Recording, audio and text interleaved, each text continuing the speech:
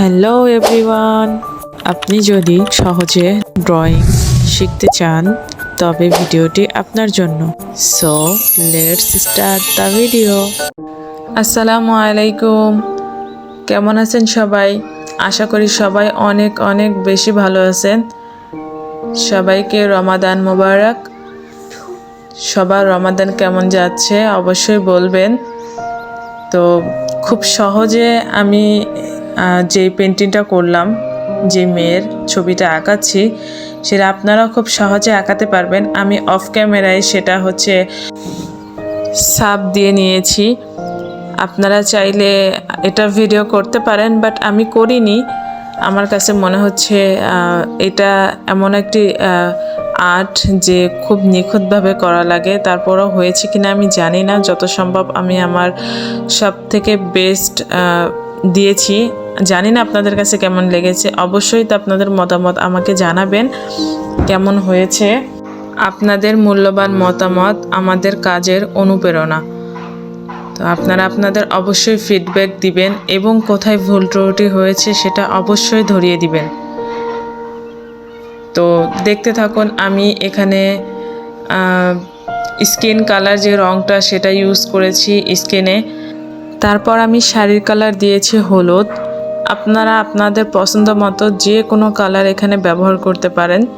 আমার কাছে বেটার হলুদ লেগেছে, তো আমি হলুদ আর লালের ভিতর রেখেছি এটা। আপনারা আপনাদের পছন্দের কালার এখানে ব্যবহার করতে পারেন।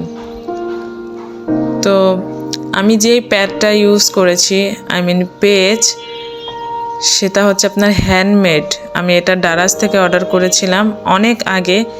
সময়ের অভাবে আমি এটা ব্যবহার করিনি, জাস্ট কতদিন ধরে শুধু স্কেচ করেছি।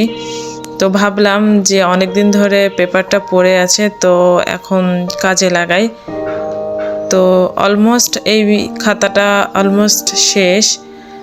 আমি ওয়াটার কালার খুবই কম করি, কেননা আমার ব্লেন্ড করতে খুব একটু কষ্ট হয়। তো এটা করতে করতে ঠিক হয়ে যায় বাস। তারপর আমি লাল আপনার ব্লাউজের রং যেটা আছে সেটা দিছি। তো তারপরে হচ্ছে আমি এটার মার্ক করে নিচ্ছি, যেটাতে আপনাকে আরও সুন্দর দেখাবে এই পেন্টিংটা। মার্ক করে নিচ্ছি। আমি এখানে ইউজ করেছি আপনার 14B ডার্ক পেন্সিল। এটা আমি আমাদের পাশের শপ থেকে নিয়েছি। আপনারা আপনাদের পাশে শপ থেকে এটা ইজিলি পেয়ে যাবেন।